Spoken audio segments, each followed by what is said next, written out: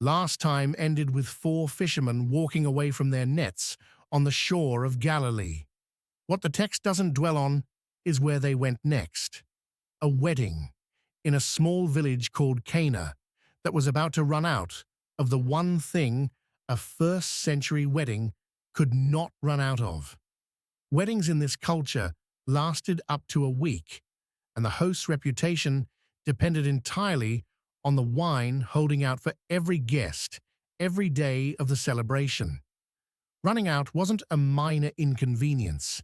It was a lasting social humiliation for the groom's family, the kind of failure neighbors would still be talking about years later.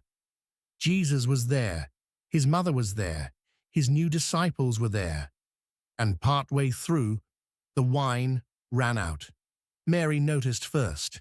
She went to Jesus and said 4 words, "They have no wine." She didn't ask him to do anything specific. She just stated the problem and apparently expected him to act on it. His answer is the detail most retellings soften. "Woman, what does this have to do with me? My hour has not yet come." That's not a gentle deferral. In the original phrasing, it's a direct pushback. A son telling his mother, this isn't his problem to solve, at least not yet. Here's what makes it strange. Mary doesn't argue, and she doesn't back down either. She turns straight to the servants and says, "Do whatever he tells you." No hesitation, no negotiation with Jesus for a different answer. Just quiet confidence that he was going to act anyway, immediately after he'd just told her no. Sitting nearby were 6 stone water jars, the kind used for Jewish ceremonial washing before meals, each holding 20 to 30 gallons, meant for ritual purity, not for drinking. Jesus told the servants to fill them to the brim with water. That alone is somewhere between 120 and 180 gallons, an almost absurd quantity for what happens next. Then, draw some out and take it to the master of the banquet. The master of the banquet tasted it and had no idea where it came from. Only the servants who'd filled the jars knew. He pulled the bridegroom aside, confused, and said what every host is supposed to say at the start of the feast, not near the end. People serve the good wine first, and the cheap wine once everyone's had enough to stop noticing. You have kept the good wine until now. Notice what didn't happen. No announcement, no crowd gathered to watch, no speech. The first miracle attributed to Jesus in John's Gospel happened quietly enough that the man running the event never found out it happened at all. John's own comment on the scene is easy to read past. This was the first of his signs, and it manifested his glory, and his disciples believed in him. Not the crowd, not the bridegroom. The disciples, the same men who'd left their nets days earlier on nothing but one sentence.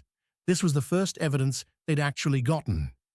From Cana, the text moves fast. Jesus goes down to Capernaum, the town he'd already relocated to after Nazareth, and by the next Sabbath, he's teaching in the synagogue there. Mark records the crowd's reaction in a single sharp line. They were astonished because he taught them as one who had authority and not as the scribes. That distinction mattered enormously to the people listening. The scribes taught by citing precedent. This rabbi said, who was quoting that rabbi who traced back to Moses, layer after layer of attribution before ever reaching a conclusion. Jesus apparently just said things directly without citing anyone, as though the authority was simply his own. Mid-sermon, a man with what the text calls an unclean spirit interrupts him. And the spirit says something unsettling.